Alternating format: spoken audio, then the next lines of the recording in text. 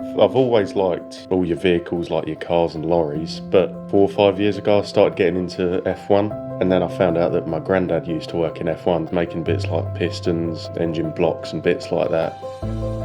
I already had an idea I wanted to be like an engineer, and I just liked the place because it was very serene.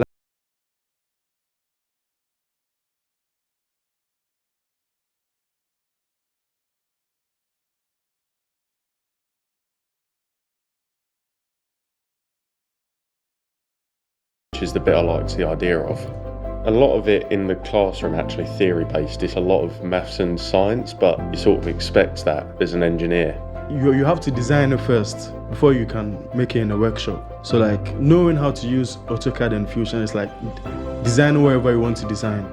So later you can do it in the workshop. The facilities here at the college are really, really good, and the tutors, they treat you more like an adult. You can always approach them, ask questions.